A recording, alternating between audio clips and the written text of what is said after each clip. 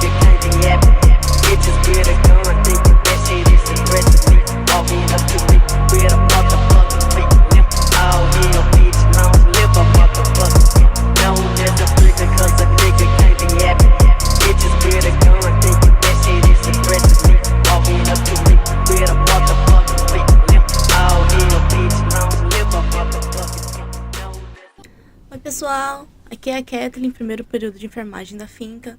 Estamos aqui com um projeto para pais e mães de primeira viagem. Essa aqui é a Aniele e nossa entrevistada é a Josi. Oi, Josi. Oi, bom dia, tudo bem? Vamos falar um pouquinho sobre as dúvidas de pais e mães hoje, né? Eu sou enfermeira de formação, sou enfermeira obstétrica também e atendo a domicílio e atendo também no consultório, né? Eu trouxe uma sugestão de perguntas. Eu abri uma caixinha de perguntas no Instagram, né? E trouxe aqui pra gente hoje de manhã. Tá. A primeira dúvida que apareceu é quando a mãe e o bebê podem receber visita? Bom, isso depende bastante, né? Quando a gente fala de visita no pós-nascimento, a gente tem que pensar que esse bebê ele não estava convivendo com todos os micro-organismos que nós estamos, né? E aí, quando a gente abre para visita, a gente também tem o risco desse bebê ficar doente, né? Principalmente que a gente está aí numa época de muitas gripes, muito Covid ainda, né? Então, a gente precisa tomar bastante cuidado. A gente sempre orienta que, assim, a família, ela precisa estar protegida, né? Então, calendário vacinal de todo mundo dentro de casa, todo mundo ok, todo mundo vacinado e em dia. E aí, o ideal é que esse bebê receba realmente visitas a partir de 2 meses, que é quando ele recebe as primeiras vacinas realmente, né? Ele, ao nascer, recebe 2 vacinas, e aí no 2º mês ele recebe um componente de vacina um pouco maior, e aí ele consegue ficar um pouquinho mais protegido. Caramba. 2 meses, a gente orientaria. Mas a gente sabe que todo mundo quer visitar um bebê, já né? pega o bebê ali de cara. Isso. Então, quando a gente fala assim, pode visitar? Até pode visitar antes, mas tem que tomar bastante cuidado. Então, todas as vezes que a gente vai visitar um bebê, a gente precisa lembrar que, ao chegar na casa desse bebê, lavar as mãos, né? Evitar ficar pegando o bebê no colo, ou evitar ficar pegando mão do bebê, encostar no rostinho e nunca beijar um bebê. Aí sim eu posso até fazer uma visita para esse bebê. Mas para que seja uma visita boa, que eu consiga pegar ele no colo realmente após os 2 meses é o ideal. Após a vacinação, no caso. Isso, após as vacinas dos 2 meses, né? Porque ao nascer ele já toma 2 vacininhas ali. Então, o ideal é que seja após a vacina dos 2 meses. Depois do parto, qual que é o procedimento que ocorre com a mãe e o bebê? Essa mulher, independente da via de parto, ou um parto cirúrgico, ou um parto normal, o bebê vai ser recebido os cuidados na neonatal. O ideal é que todo bebê, ao nascer, ele seja estimulado, desde que a mãe possa amamentar, né? Ele vá para o peito. Então, assim, a gente chama de hora de ouro, né? O que é a hora de ouro? A hora de ouro é o bebê, na primeira hora após o nascimento, ele ser estimulado à amamentação. Por quê? Porque o bebê nasce com reflexo. Então, ele nasce com um reflexo de sucção. A gente fala que ele nasce sabendo sugar. Realmente, ele nasce sabendo esse estímulo de sucção. E conforme vai passando o tempo, esse estímulo ele vai sendo diminuído. E aí, depois a gente vai ter que ensinar o bebê a fazer sucção novamente. Então, para que a gente não perca esse reflexo e para que a gente aumente o vínculo, né? Mãe e bebê, a gente deve estimular o bebê nessa primeira hora. Eu tenho uma pergunta. Existem algum tipo de risco da mãe não querer amamentar o neném e ele ter que ficar tomando aqueles leites industrializados? Existe sim. Na realidade, a amamentação ela deve ser orientada durante o pré-natal, a importância, né? Para que essa mãe entenda por que ela deve amamentar. Mas se essa mulher não amamentar, né? A gente tem algumas coisas em que acaba inibindo essa mulher de amamentar, como, por exemplo, a portadora de HIV, ela não pode amamentar, né? Porque a gente pode ter ali a transmissão. Algumas mulheres, por algumas alterações mamárias, também não conseguem amamentar, né? Então, essa mulher, ela não vai poder amamentar e aí não vai existir nenhum risco, porque é uma impossibilidade realmente dessa mulher de amamentar. Agora, o que a gente sempre deve reforçar é que sempre que você puder amamentar, amamente, né? Por quê? Porque isso vai permitir com que o bebê diminua os riscos de doenças respiratórias nos primeiros anos de vida, diminua o risco de alergias nesses primeiros anos de vida, né? Então, é importante que ela amamente. Mas se ela não conseguir amamentar, a gente também não pode crucificar ninguém, né? Então, a gente tem que tomar muito esse cuidado. E assim, se ela não conseguiu amamentar, a gente precisa saber o motivo, né? Por que ela não conseguiu? Falta de orientação, porque daí vai caber mais ao profissional. Porque durante o nosso pré-natal, a gente deve orientar essa mulher sobre a amamentação. E é o que a gente não percebe, né? Quando a gente vai escutar, né, uma mulher que passou pelo pré-natal, a gente faz pergunta: você foi orientada sobre a amamentação? Não. Né? Então, quem pecou não é a mulher que não conseguiu amamentar. Quem pecou foi quem fez esse pré-natal e não estimulou essa mulher e orientou sobre a importância de amamentar realmente. E aí, voltando ainda lá nos cuidados do pós-nascimento, né? No pós-nascimento, esse bebê ele vai receber vitamina K, que ela faz com que a gente diminua os riscos de hemorragias nas primeiras horas de vida do bebê. Né? A mulher, ela vai ser avaliada, né? Se for um parto normal, vai ser retirada a placenta de forma natural, então essa placenta vai ser deictada, que a gente chama, então a placenta sai, a gente vai observar se a placenta está totalmente íntegra, vai avaliar o canal de parto, ver se teve alguma laceração, se teve alguma coisa que precisa ser suturado, costurado realmente. Se não teve, a gente vai avaliar essa primeira hora de pós-parto dessa mulher, se ela não vai apresentar nenhuma hemorragia, porque existe esse risco, né? Independente da via de parto, existe o risco de uma hemorragia. Em uma cesariana vai ser terminado esse procedimento cirúrgico e aí vai mãe e bebê, desde que ambos estejam bem, vai ser estimulado para a amamentação, vai poder ficar os dois juntos sem nenhum problema. Ainda sobre a amamentação, o que a gente deve evitar fazer? O que deve evitar fazer? Escutar os outros. Boa.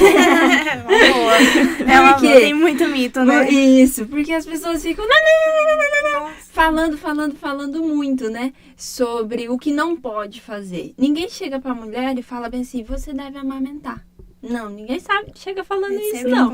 A realidade, as pessoas chegam falando bem assim: você não pode comer feijão, não pode comer alface, não pode comer não sei o que, tem que amamentar o bebê, não sei o que, tá dando muito de mamar para esse bebê, tá dando pouco de mamar para esse bebê. O que a gente não pode fazer realmente, né? Durante a amamentação, é uma coisa muito íntima da mãe e do bebê. E que os dois precisam estar realmente em sintonia para que isso aconteça. Então, durante a amamentação, o que eu sempre oriento, os primeiros dias de vida, né? Observe como seu bebê mama, né? Observe a forma que ele faz sucção, se tá tendo algum som, se tá machucando o seu peito. E aí a gente vai corrigir essas posturas, corrigir essa sucção, conforme vai observando realmente. Nos primeiros dias de vida, toda vez que você for amamentar, né? Amamente em um local sem muito som, em um local com poucos estímulos sonoros e visuais, então pouca luz também. Por quê? Porque o bebê, ele tá recebendo muita informação. De uma vez só, né? E aí, quando a gente fala em amamentação, ele precisa estar conectado. Qualquer som, qualquer barulho, celular, próximo, vai fazer com que o bebê pare de mamar. Aí ele volta a mamar de novo, aí ele para. Aí ele volta a mamar de novo, aí ele para. Então ela precisa também estar forte para isso. Então a gente precisa ter esse cuidado, porque as pessoas falam muito em restrição alimentar, restrição alimentar, restrição alimentar. E não existe isso. A gente tem muito estudo, inclusive, que fala que a alimentação da mãe, ela não influencia diretamente nas cólicas do bebê, né? Vai acontecer. Mas a gente não tem nada que a gente fala, mas isso aqui você não pode de jeito nenhum, que como por exemplo, né? Isso. A única coisa álcool, realmente, a gente deve evitar o álcool durante a amamentação e alguns algumas medicações, elas devem ser evitadas realmente. Mas fora isso, E com certeza o uso de drogas também, né? e aí o uso de drogas. Quanto tempo que dura o período de amamentação e quanto tempo a gente pode começar a educação alimentar da criança? Então, a amamentação exclusiva, né, a gente deve ter até o 6º mês de vida. A partir do 6º mês de vida, a gente pode inserir os outros alimentos. Lembrando que a base alimentar ainda vai ser a amamentação. Após 1 ano, que daí a gente fala que o leite vai ser complementar. Mas fora isso, ainda é a base. Quando a gente fala exclusivo, é exclusivo realmente. A gente não precisa dar água para o bebê enquanto a gente está amamentando esses 6 Essa era meses. uma das minhas dúvidas. Se Isso. o bebê tem que tomar outro líquido além do leite. Não. O leite materno, ele é único. Então, ele não precisa tomar nenhuma outra coisa até o 6º mês de vida. Após o 6º mês de vida, aí sim, a gente vai complementar, né, com a água também e com os alimentos que ele precisa e os alimentos sólidos que ele precisa se alimentar realmente. Mas caso a criança não esteja recebendo leite da mãe em si, a gente usa aqueles leite de latinha, tipo NAN. É exclusivo também ou a gente pode acrescentar água? Não, a partir do momento que a gente faz uma complementação, a gente precisa a inserção de água. Entendi. Aí sim. Por quê, né? Porque a molécula do leite industrializado, ela é muito densa. E aí a gente precisa hidratar esse intestino desse bebê, porque senão vai ressecar ainda mais. Naturalmente já resseca, né? Porque demora um pouco mais para o processo de digestão. Então, por isso que a gente precisa a inserção de água, sim. De quanto em quanto tempo o neném tem que mamar? Se ele tiver em livre demanda, que é na amamentação exclusiva, no seio materno, quando ele quiser. Não tem vantagem. Não tem uma regra, não. Então, eu sempre falo bem assim para as mulheres que eu acompanho, né? O bebê, ele vai chorar. Ele chora. A primeira coisa que a gente deve pensar é se ele tá com fome, né? Ofertou o peito. Ele não quis mamar, não precisa ficar falando que o leite tá fraco, não. Provavelmente é alguma outra coisa que tá incomodando ele. Aí a gente vai observar a fralda, vai observar se tá muito quente, se tá muito gelado, né? Se não é um chorinho de dor, de cólica. Então, isso a gente vai precisar observar. Mas não tem uma regra. A gente fala que ao nascer, o bebê precisa ali ser estimulado a amamentação a cada 3 horas, desde que ele esteja fazendo sucção e a gente tenha presença de leite materno na mama da mãe.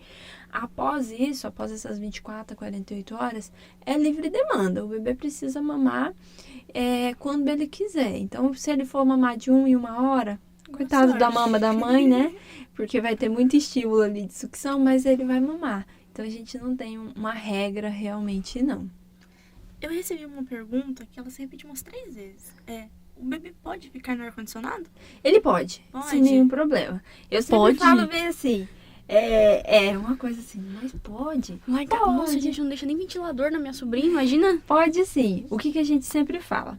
O bebê, ele perde temperatura com muita facilidade. Então, ele precisa estar com a roupa adequada para estar em um ambiente com ar-condicionado. Eu sempre falo bem assim, pode estar no ar-condicionado, mas não precisa estar no 18, né? E nem debaixo dele. Então, esteja um ambiente agradável, um 24, que seja um ambiente em que todos conseguem conviver sem nenhum problema. A gente deve evitar o vento diretamente no bebê e que o filtro do ar-condicionado esteja limpo também, né? Porque senão você vai jogar um monte de ácaro ali em cima do bebê, de um bebê sem proteção, né? E aí a gente vai acabar causando algum dano ali. Mas ele pode ficar, desde que seja um ambiente agradável e que ele esteja quentinho, porque ele perde temperatura com muita facilidade. E o que significa isso? Significa que em um ambiente que nós estamos, se ele tiver um pouquinho mais gelado, o bebê, geralmente, ele vai sentir muito mais frio do que a gente. Então, esse é o cuidado que a gente precisa ter. Então, se que ele esteja sempre com roupinha, pode ficar sem nenhum problema. A gente não precisa ficar passando calor também. Recentemente, eu presenciei uma situação em que tava tendo um passeio de motocross, né? E tinha uma mãe com um bebê de colo, aquele barulho todo. O que você diria para essa mãe? As recomendações? Não sei qual é a idade do bebê, né? Ele tem uns 5, 4 meses por aí. Se o som estava muito alto, provavelmente o bebê vai ficar incomodado, né? Então ele vai chorar, vai ficar... Provavelmente isso vai ter um reflexo ali nos próximos dias do bebê. Caramba, Não vai ser depois. só naquele dia. Por quê? Porque ele vai ficar agitado, Sim. né? Então, como ele vai ficar muito agitado, a gente vai precisar ter esse cuidado aí, que ela vai ter que aguentar esse processo por uns 2, 3 dias até o bebê voltar ao seu estado normal novamente. Fica tipo Mas- um eco. Não é um eco, na realidade é que ele vai ficar assustado. Então ele vai ficar assustado ali por alguns dias até ele se acostumar novamente com o tadinha. próprio ambiente. Coitado. Então é só o cuidado que a gente precisa ter. Eu sempre falo, a vida normal das pessoas vai voltar, né? Então a gente não vai deixar de fazer tudo porque a gente tem um bebê ali no nosso ciclo de vida. Mas a gente precisa pensar que, assim, são coisas que vai acabar pesando. Então a noite de sono desse bebê não vai ser E boa. nem a sua, né? E nem a sua. Então a gente precisa realmente ponderar. Então, um bebê recém-nascido, né, ou abaixo dos 6 meses, em um ambiente com muito som, isso vai refletir aí alguns dias na vida dessa mulher. Acredito que com luzes também deve ser a mesma coisa. A mesma né? coisa. Aparelhos de mídia. Então, assim, a visão do bebê é embaçada, né? Então, a partir do 3º mês que vai começar a desembaçar realmente, vai começar a enxergar as coisas, e ainda assim não vai ser enxergado totalmente. Mas a luz, ele consegue acompanhar. E essa luz vai acabar estimulando ali o nível de cortisol dele, e ele vai ficar mais acordado. Tadinho. Tem um jeito certo do bebê dormir? Tem, barriga pra cima. Sempre. O bebê precisa dormir de barriga pra cima, né? Esses dias até uma pessoa falou bem assim, ai, mas ela coloca o bebê de barriga pra ladinho, cima né? pra dormir. O certo não é de lado? Eu falei, não, o certo não é de lado. Pensando assim, de uma forma mais lógica, que eu sempre falo para os alunos em sala de aula. Vamos pensar assim, ó, você tá deitado de lado. Se você rolar, você vai rolar e geralmente você vai rolar para o lado que a sua cabeça vai ficar em contato com o colchão. O bebê, ele não tem essa força tão grande de ficar e virar. Já a gente tem. E aí, o que vai acontecer? Se a gente posiciona esse bebê de lado e ele vira, ele vai virar com a cabeça em contato direto com o colchão. Pode sufocar, E aí ele vai né? sufocar. E aí, se esse bebê tá de barriga para cima, ele acaba regurgitando, né? Ele acaba vomitando. Se ele tem essa presença de líquido na boca, ele vai fazer isso aqui e aí ele Pro vai jogar lado. pro lado. Não vai acontecer a mesma coisa quando ele tá de barriga pro lado, né? Quando ele tá deitadinho de lado. Ele vai virar a cabeça, vai ir direto por contato com o colchão e a gente tem as asfixias. Então, por isso que a gente precisa ter esse cuidado. Então, a posição correta desse bebê é barriga para cima. Ai, mãe, mas eu vejo mães que deitam o bebê de barriga pro lado ou que deitam até de bruço, né? É responsabilidade da mãe. Se ela tá próximo do bebê, se ela vai ficar ali 24 horas em cima do bebê, ela pode fazer isso, né? É o bebê dela, mas eu sempre oriento. Barriga pra cima é a melhor escolha. Inclusive, é a recomendação da Sociedade Brasileira e a Sociedade Internacional de Neonatologia e Pediatria, que o bebê deve dormir de barriga pra É uma cima. prevenção, né? É uma prevenção. Isso aí. Sobre a mãe e o bebê dormirem na mesma cama, tem muitos riscos, né? Sim. Aconselhável até evitar, porque acontece de, talvez a mãe acidentalmente por rolar. cima. Isso acontece muita morte de bebê também por conta disso. Uhum. Tava no TikTok esses dias que a mulher postou que o filho dela morreu por bed sharing, que seria dividir a cama com o neném. Isso. E eu não sei como é que fica, será, né? Depois é considerado... A pessoa deve ficar muito mal, né? Porque, putz, eu... Não entra Rolei na em classe de cima do- homicídio, né? Não. Não. Não, na realidade é sem intenção, né? Sim. Mas é algo que a gente precisa tomar bastante cuidado. E por isso que a rede de apoio é muito importante. Por quê? A mulher tá cansada. com certeza. A maior parte das vezes ela não vai falar, porque a gente não foi criada para falar, Uhum. né? A gente é mãe, eu não sou mãe ainda, mas a mulher é mãe, e a partir desse momento ela não pode mais reclamar de nada, né? Porque ela é mãe. E aí ela perde o direito de reclamação. Ela perde né? direito. E a gente precisa tomar muito cuidado, porque a gente fala bem assim, mas ela teve o bebê, ela tem que arcar com as consequências. Não, a mulher tá muito cansada. Ela tá acordando 3, 4, 5, 6 vezes à noite para amamentar, para trocar o bebê. Às vezes, durante o dia, ela não dorme, ela não repõe esse sono. Né? E aí, às vezes, ela acaba chegando a esses momentos de ter que dividir a cama com o bebê para conseguir descansar. Então, por isso que a rede de apoio é importante. O bebê dormiu, coloca o bebê para arrotar você, né? Que é acompanhante, que é pai, que é tio, que é vó, que é madrinha, porque eu, nesse momento, eu estou como madrinha e eu vou lá sempre que eu posso. Colocar o Léo para arrotar, colocar o Léo para dormir, porque é importante para a mãe. Porque a mãe tem que descansar, né? Então, isso acontece, infelizmente, mas às vezes é por falta até mesmo de uma rede de apoio. Por quê? Porque a rede de apoio, ela precisa estar ali para a mãe descansar, né? A mãe é a única pessoa que consegue nutrir o bebê durante esse processo. Mas ela não é a única pessoa que consegue dar banho no bebê, não é a única pessoa que consegue limpar o bebê, não é a única pessoa que consegue acalentar o bebê, porque às vezes ele não precisa de mamar, ele precisa de um colo, né?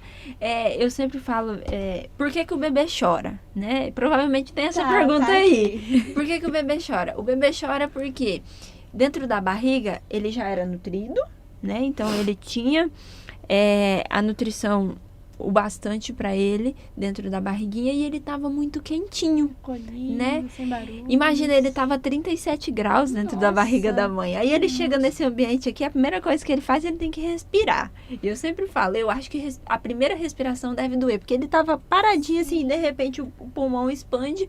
Provavelmente isso deve gerar algum desconforto. Falam-se que não, tá? Mas na minha cabeça deve doer. E aí, ele tava em um ambiente quentinho, aí ele precisa de roupa que incomoda a gente, porque vai falar, né? Roupa não incomoda? Incomoda. E aí, a gente precisa deixar esse bebê solto, porque ele não vai ficar tão apertadinho como ele tava lá. Então ele se assusta com muita facilidade, ele vai acabar ficando incomodado, né? E aí a única forma de comunicação dele é o choro. Então quando ele chora, lógico, ele chora para mamar também, mas ele chora porque ele precisa de um ambiente calminho, de um ambiente acolhedor. Então quando você pega o bebê, ele fala, opa, tô protegido aqui, galera. É aqui que eu quero ficar, eu não quero mais sair não. E aí você coloca o bebê de novo no berço, ele dá uma resmungada. Às vezes ele só vai dar uma resmungada. Se ele só vai dar uma resmungada, você espera um pouquinho que daqui a pouco ele vai se acostumar com aquele ambiente. Mas às vezes não. Às vezes ele quer um colinho quentinho, gostoso, sabendo que ele tá protegido, né? Então, por isso que a gente sempre fala, por isso que eu sempre falo, a família ou os pontos de apoio dessa mulher, eles precisam entender que eles têm uma função muito grande, que também é acalmar a mãe. Né? Porque nem sempre a mãe vai conseguir fazer tudo. E ela não deve conseguir fazer tudo, porque ela precisa de auxílio realmente, né? Eu tenho uma pergunta. Vamos supor que após o parto do neném, foi visto que essa criança tem alguma anomalia, alguma coisa que tem que ser corrigido por cirurgia, e a mãe tem consciente. A permissão para fazer a cirurgia do neném, ela tem que ser solicitada, certo? Certo. Vai ser solicitada para quem? Provavelmente para o pai da criança, né? Nem sempre a mãe tá desacordada. Na maior parte das vezes a mãe tá acordada e ela tá consciente de tudo que tá acontecendo ali, né? Mas nem sempre ela tá apta à resposta. Então não é porque eu estou acordada que eu estou apta à resposta. Eu sempre falo isso quando eu estou atendendo o pré-natal e eu falo sobre o parto, né? Existe um momento ali durante o trabalho de parto que toda mulher fala que não vai aguentar aquilo e que quer um procedimento cirúrgico. E aí eu sempre falo, esse é o momento que o acompanhante, e aí vai ser o acompanhante da escolha da mulher, vai estar ali para falar bem assim, calma. Não era isso que você queria. Você só precisa de um tempinho aqui, descansar um pouco pra gente voltar, né? A mesma coisa acontece. Às vezes a mulher, ela acabou de ter o bebê, ela tá com várias sensações diferentes, né? Porque é um amor que ela não conseguia ainda medir. E aí ela começa... E aí ela precisa fazer algumas escolhas. E às vezes não é não é o que ela vai momento conseguir também, naquele né? momento. Então, Uhum. por isso que o pai ou o acompanhante que ela escolheu para acompanhar ela durante a maternidade vai fazer essas decisões e vai acolher essas informações. Mas e caso a mulher esteja sozinha? Aí é pro bem do bebê, né? Se for uma necessidade, a gente como equipe de enfermagem, como equipe médica, vai fazer todos os procedimentos adequados para o bebê. Em caso de a gente vai ter que salvar a vida de um ou de outro, é priorizada a vida do bebê ou a vida da mãe? Depende bastante, né? Uhum. Graças a Deus eu nunca passei por nenhum procedimento em que a gente precisasse fazer essa escolha. Mas vai sempre escolher aquele que tem maior chance. Então, se é a mãe que tem maior chance, a mãe.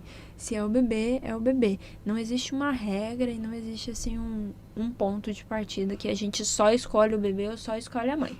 Se eu for fazer essa pergunta para uma mãe, ela sempre vai escolher o bebê, Com certeza. né? Então, ela vai dar a vida dela por um bebê. Uma coisa bem grande. Então, assim, eu não consigo te falar qual que seria escolhido. Vai depender bastante da situação clínica daquele momento, né? Nos casos de ancefalia, é escolhida a mãe, no caso, né? Isso, mas aí é porque o bebê não vai ter Desenvolvimento, né? desenvolvimento para aquilo. Uhum. Então, isso, inclusive, já está previsto em lei, né?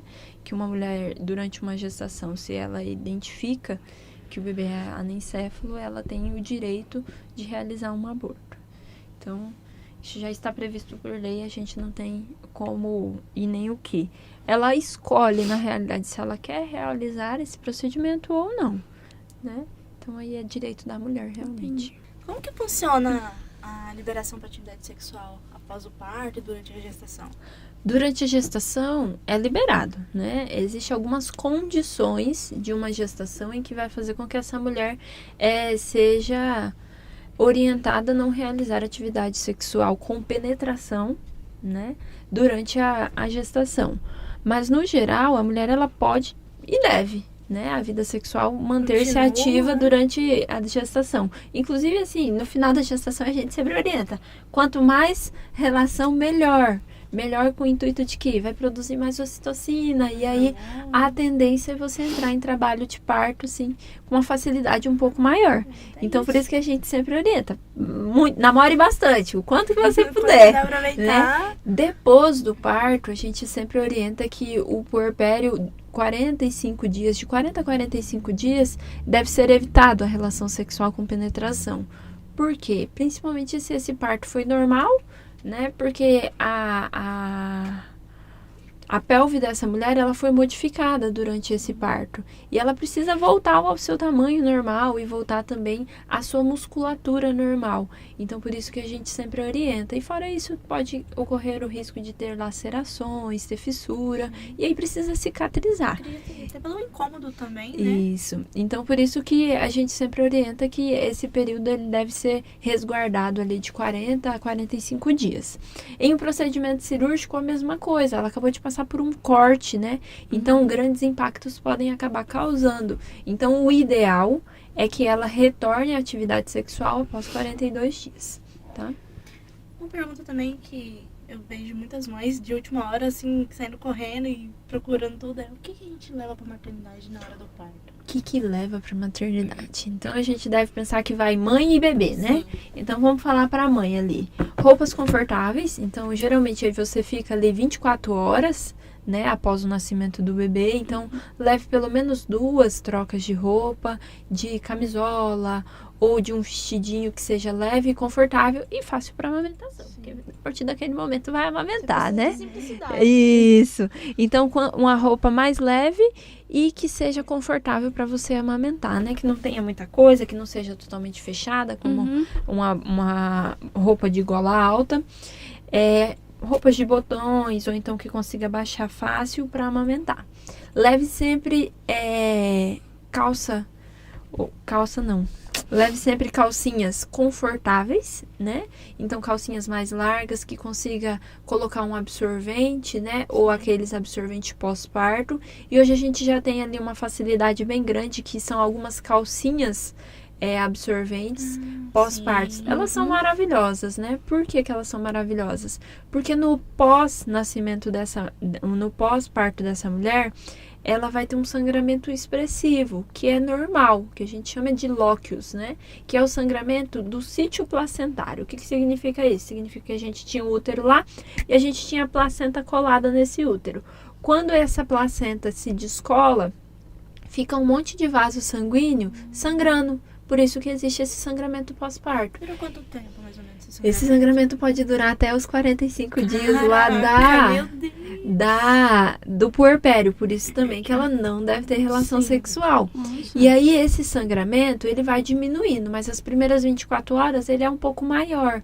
Então, precisa de algo que vai segurar realmente. E essas calcinhas são maravilhosas. Além dela não incomodar, né? E ter pouco vazamento, a gente tem a praticidade de só vestir a calcinha e pronto, resolveu. Você fica baixando, não põe nada. Isso, então é maravilhosa ela. E aí esse sangramento ele vai diminuindo, não é que vai ficar o sangramento como menstruação ali de primeiro e segundo dia, todos esses 42 dias, 45 dias pós-parto, não. Ali com 12 dias, você provavelmente vai ter uns resquícios, como o fim de menstruação, então uma borrinha que vem, que volta, que vem, que volta, que vem, que volta, e aí vai acabar. Então, para a mãe é roupa confortável, 2 ou 3 peças e as calcinhas confortáveis com absorvente pós-parto ou então as calcinhas já absorvente, que são maravilhosas, que você encontra em todas as farmácias. Eu sempre falo, compra ela, é melhor, né? É muito mais prático. Até mesmo para usar em casa ali durante esses dias pós-parto. Então, indicação pra mãe fazer a mala pelo menos 30 dias antes, né? A partir de 34 semanas de gestação, quando Então, entrou se no prepara, 8º mês ali, já se prepara, já deixa as coisinhas mais organizadas. Não precisa estar tudo dentro da mala, mas pelo menos que você consiga mandar alguém, caso você não deixar a mala possa. visível também, né? Isso. Ou então você já fazer, se você apresentar alguma alteração ali. E aí pro bebê? Pro bebê a gente tem as saídas de maternidade, que eu quase nunca uso, mas deve estar dentro da mala, né? Que é uma roupinha confortável pro bebê.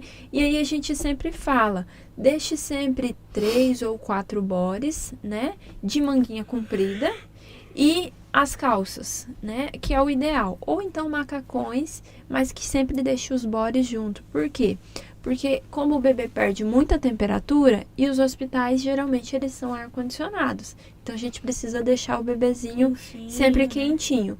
E aí leve a toalhinha, né, de banho. Não significa que o bebê vai tomar banho na maternidade, porque o bebê ele deve tomar banho 24 horas após o nascimento. Então aquelas imagens que a gente vê nos filmes do médico tirando o bebê e já lavando ali. Mentira. Não é real. Não pode. Fake. Não pode, é fake. Por que que não pode, né? Porque o bebê nasce com uma coisa chamada vernix, que é aquela pastinha branca que todo bebê tem, Então né? É natural deles. É natural deles. E aquela pastinha, ela é a primeira proteção do bebê. Ela mantém a temperatura e ela também protege o bebê desses primeiros micro-organismos que ele vai entrar em contato.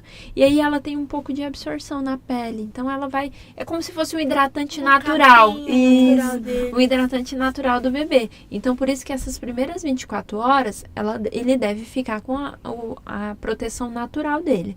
Depois de 24 horas, o termostato ali do corpo dele também se manteve, e aí a gente já pode dar um banhozinho morno sem nenhum problema, né? Mas antes de 24 horas a gente não recomenda por pura proteção, principalmente, né? E aí leva o sabonete neutro, né? Do bebê, glicerinado.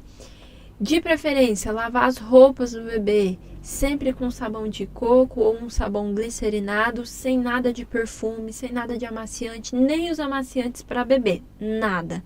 Por quê? Porque a pele do bebê é algo muito sensível ainda. E aí, se a gente coloca alguma coisa, algum produto químico que tem muito cheiro, vai acabar causando alergias. E a gente sempre pega muito alergia. Quando a gente trabalha em neonatal, a gente sempre vê muitas alergias realmente desses bebês. Então, a gente tem que tomar bastante cuidado, né? Eu vi uma sugestão de um site de ferver as roupas do bebê antes de levar para o hospital. Você acha que é necessário? É, Não- se você não lavou precisa? ele com um sabãozinho neutro, secou e passou, não precisa não. Você vai ter só que deixar essas roupinhas guardadas em um ambiente que não tenha risco ali de ter mofo, de ter muitos ácaros, porque ácaros vai ter, Tem né, em todo qualquer canto. lugar, mas que não tenha muita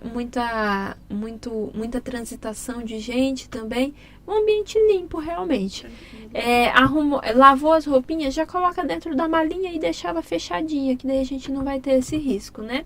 E aí não deixe ninguém lavar com amaciante. Nunca, de jeito nenhum, até o 6º mês de vida. Então, sexto. Até o 6º mês de vida, porque são as proteções No realmente. caso, as roupas da mãe, elas devem ser lavadas normalmente? O ideal é que sejam lavadas também como a do bebê, né? Sem Porque vai ter amaciante. contato Sim, direto. exato. Vai ter contato. Inclusive, por exemplo, perfumes, desodorantes, os próprios hidratantes que a mãe vai utilizar nesses primeiros meses, o ideal é que sejam todos sem cheiro, para que a gente também não passe ali o contato direto com o bebê e acabe...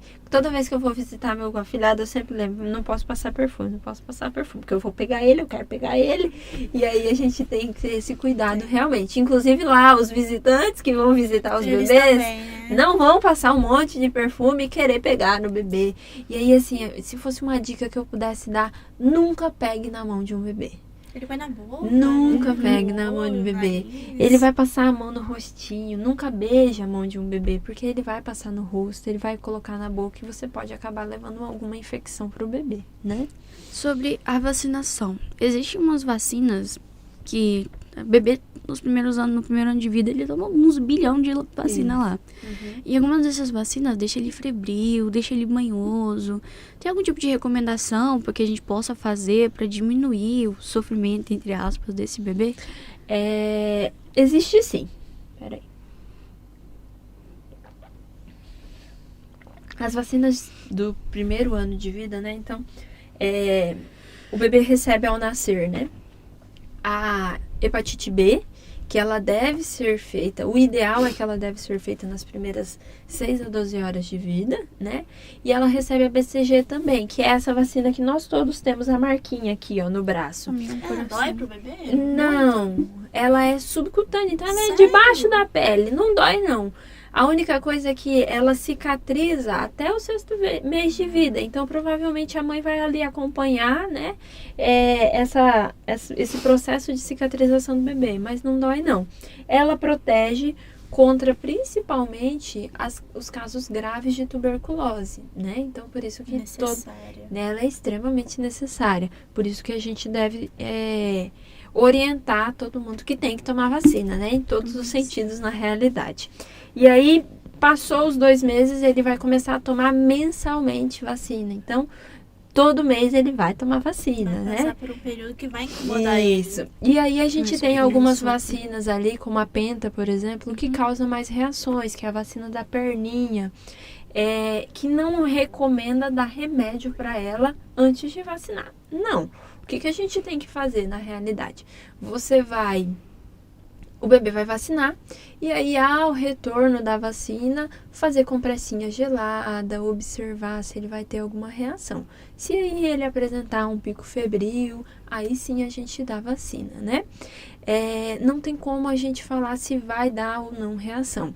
O que a gente sabe é assim, a gente também tem clínicas particulares de vacina. E aí, os pais que têm uma condição de pagar por essas vacinas, as vacinas do particular, elas tendem a dar menos reações, que são vacinas que são, geralmente os antígenos, eles estão mais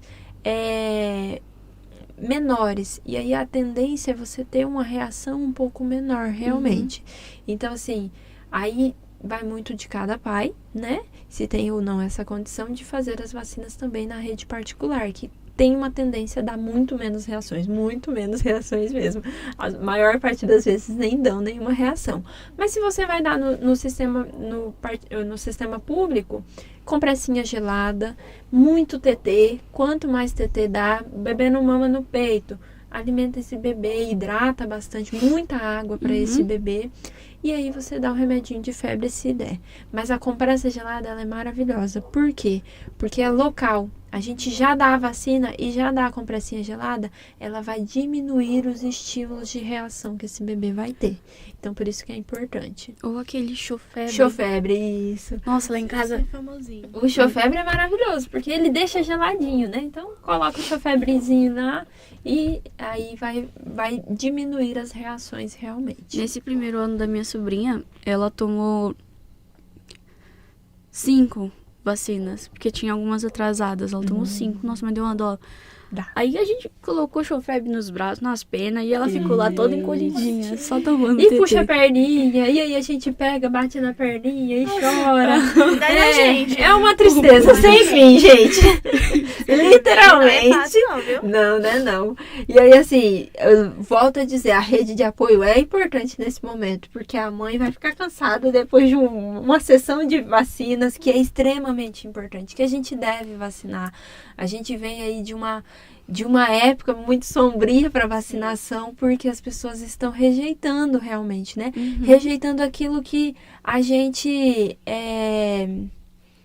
pregou e prega, que é a melhor coisa que existe, gente. Imagina, a gente teve tanta paralisia infantil, varíola, né? Tantas vacinas que elas foram controladas e até realmente a gente não tem mais no nosso mapa, né? E aí, se a gente deixa de vacinar, a gente permite que essas doenças voltem novamente. E aí, se a gente acabou de passar por uma pandemia, Exatamente. que a gente Fragilizado, que tá todo mundo fragilizado e que todo mundo viu o que é uma doença, né? Que mata realmente. A gente retornar por causa de incoerências da população que não quer mais vacinar, isso é muito triste. é muito triste. Eu Uma tenho que tomar pergunta que eu antitetânica. tenho, que é, vamos dizer assim, um medo da maioria das pessoas que não são pais e mães ainda, e que eu vejo muito é a menstruação durante a gravidez. Às vezes a pessoa, eu vi casos, né, que a pessoa descobriu que estava grávida e no final já, entendeu? A menstruação durante a gravidez, ela não é considerada realmente uma menstruação, são escapes, Sim. né? Do endométrio ali. Algumas mulheres têm, outras não, né? Isso vai depender bastante de cada mulher. Eu julgo que é sorte ou não, né? Sorte. Por que sorte ou não? Porque a gente que sofre com a menstruação sabe que não é uma coisa agradável. E no momento que a gente poderia não menstruar, mesmo assim, adoraria. continuar menstruando. Então, assim, não tem nada que a gente consiga explicar realmente. Algumas mulheres vão ter, outras mulheres não vão ter.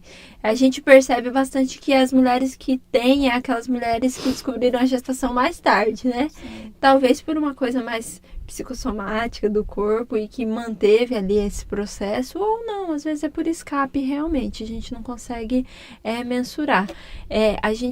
Existe um termo técnico que não é menstruação mesmo durante o processo gestacional, eu só não vou me lembrar nesse momento, mas é um escape de sangue, não é considerado menstruação. E não significa também que tá perdendo o bebê ou nada. Às vezes é só um processo mesmo do próprio corpo.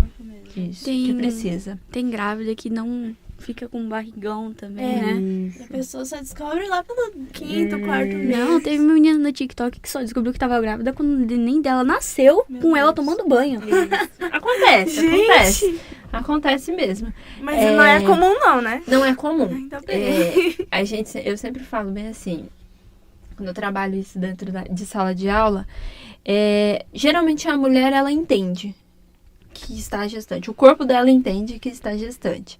O que está acontecendo é um processo de negação mesmo, né? E aí você acaba não tendo as modificações corporais como deveria pelo processo de negação. Tem uma colega que lutava e aí a menstruação dela sempre foi muito desregulada. E aí o que aconteceu? Ela achou que era normal ficar sem menstruar ali 7 meses, né? Mas ela falou que nas lutas, treinando, ela parou de fazer a guarda de tampar o rosto, né? Que é a principal guarda, e aí ela fazia assim, involuntariamente. Aí ela falou, tem um trem errado. Não tá muito certo. Eu não sei lutar mais, como assim, né? Aí consequentemente, ela descobriu que estava gestante. Então, Que assim, o diferente. corpo dela protegia algo muito mais importante do que o rosto naquele Sim, momento. inconscientemente, né? Inconscientemente. Nossa. Então, assim, geralmente o corpo sabe, a mente ainda tá negando, mas o corpo já sabe sim. Não tô falando que as mulheres que chegam no hospital parindo, elas estão escondendo a gestação. Não, não é isso, né? É um processo corporal. O corpo tá entendendo que tá tendo modificações, mas ela não vai modificar totalmente porque é um processo ali que ainda não está completo. Eu tava assistindo um TikTok recentemente, né? No qual a mulher dizia o tempo de adaptação pra cair a ficha de que a vida dela não vai ser mais a mesma de antes. Um processo de adaptação o qual a pessoa tem que passar, sabe? Um preparo psicológico pra isso. Nem sempre todo mundo tem esse apoio. Não tem como tirar dúvidas.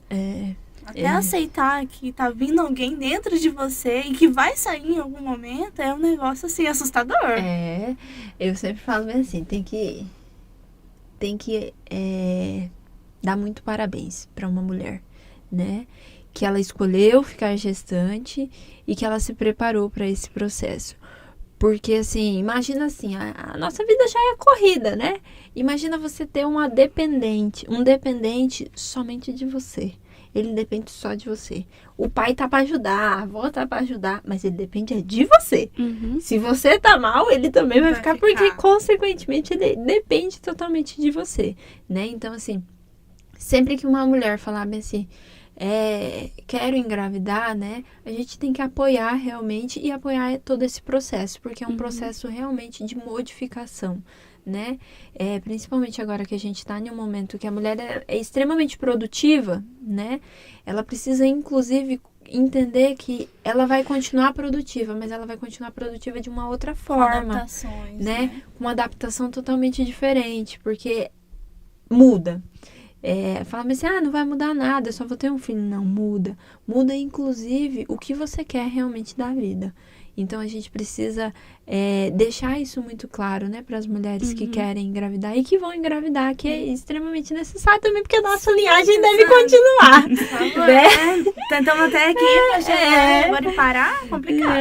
Então, assim, é um processo realmente que vai mudar muito a vida da mulher. E aí, ela precisa se preparar, tanto fisicamente, né, porque o corpo ele recebe muitos impactos durante uma gestação, como psicologicamente. A vida dela realmente vai ter alguns outros rumos, fora aquele que ela já estava acostumada. Então, a gente precisa realmente se preparar para isso. Sobre o nascimento dos dentinhos. Porque quando os dentinhos do neném começam a sair, ele começa a ficar manhoso, ele começa a pegar pedra e colocar dentro da boca pra morder. Minha sobrinha faz isso. Ela pega pedra e fica mordendo pedra. Só que daí, tipo, os dentinhos da frente dela não nasceu e estão nascendo os do fundo agora. E ela tá uma mãe que só. Tem algum remédio ou algo que a gente possa fazer pra diminuir esse incômodo? Porque muitas das vezes ela vinha e ela chega a ficar meio febril por conta disso. Mordedores gelados, né? O máximo Isso de aí a gente já mordedor faz. gelado que você puder. Muita água geladinha, né? Quantos meses? Ela tem 1 ano e 2 meses. Então, muita água geladinha, frutas geladinhas e acalentar. Picolé naturalzinho pode? Até pode, mas o ideal é que 1 ano assim a gente é bom evitar ainda. O ideal é até 2 anos a gente deve evitar dar mais os alimentos mais íntegros realmente. Necessários, né? E os sucos deixar para depois dos 2 anos, porque daí ele já vai ter conhecido a fruta e aí porque senão dá preferência apenas por fruta e não por água, né? Então a gente tem que tomar esse cuidado aí. Mas quanto mais gelado possível. E assim, entender que tá doendo mesmo, né, tia? Porque assim, um siso dói e a gente sabe falar. Imagina um bebê com um monte de dente saindo, né? Não é só um, é um monte. Então a gente tem que ter esse cuidado realmente. Máximo de coisas geladas. Máximo de coisinhas geladas. E aí dá um negocinho pra ela morder lá e ensinar algumas técnicas pra ela. Pega uma escovinha e fala pra ela ir mordendo, que daí vai melhorando. Mas esperar. É só o tempo. Sobre escovação. A escovação se inicia com quanto tempo? A escovação se inicia a partir do momento que ela tem dentinho. tem dentinho já escovar, né? Mas a higiene bucal deve acontecer em qualquer fase após o nascimento ali. Então, sempre que puder fazer uma higiene de língua, de gengiva, para que a gente consiga deixar e já ir acostumando também, né? É um processo de acostumar. Então, se o bebê já entendeu que sempre vai ter aquilo ali, ele vai aprender e aos poucos ele vai escovando. Não vai estranhar, né? Os dentinhos, a partir do momento que a gente tem dente, vai escovando com escova própria de bebê, né? E com pasta de dente própria de criança também, né? Você tem alguma dica para dar para os pais de primeira viagem, hein? Alguma dica? Não escutem tudo que falam, né? É importante, assim, saber que vocês vão ter experiências, né? E essas experiências é para crescimento de ambos, tanto do bebê, né? E dessa criança que vai aí crescer, quanto do pai e da mãe. E aí, assim, sigam as orientações apenas de profissionais de saúde, realmente, aqueles profissionais que vocês escolheram como profissionais de confiança. E aí, estudem. Estudem porque a gente tem bastante coisa interessante já, tanto em plataformas como YouTube ou até mesmo TikTok, tem algumas informações necessárias. Mas busquem informações realmente reais e informações fidedignas. Por quê? Porque no hall de informação aí a gente tem muita fake news, muita informação Que ali sobra, extremamente desnecessária, mas a gente também tem muitos profissionais que trabalham, né, com as plataformas digitais para dar informação, para dar orientação, maior, né? Isso. E que aí a gente consegue tirar muita coisa interessante. Mas assim, vacine seu bebê, amamente se você puder, até o 6º mês, e vá nas consultas com o pediatra ou de puericultura na unidade básica de saúde, né, após o nascimento. Porque essas consultas, elas vão fazer com que você consiga entender o que está acontecendo com o seu bebê. E aí, assim, e só você, principalmente para a mãe, né, só você que amamenta e só você que convive diariamente com o seu bebê sabe o que está acontecendo com o seu bebê, né? Não é porque, comigo aconteceu assim, assim, assim. Não. É totalmente diferente e é uma experiência sua nesse momento. Então, não escute, né? não escute tudo que os outros falem realmente, né? Vá que você vai conseguir. E aproveitar também, né? Aproveitar. Porque É um passa momento muito que passa rápido. muito rápido. Nossa, eu já vejo a Lavínia. A Lavínia, ela chega em casa, ela é desse tamanho. A Lavínia, ela bate na minha cintura, ela tem 1 ano. É isso. É isso. É isso, gente. Obrigada por tudo. Acompanhe a gente. Because a nigga can't be happy. Bitches with a gun, thinking that shit is aggressive.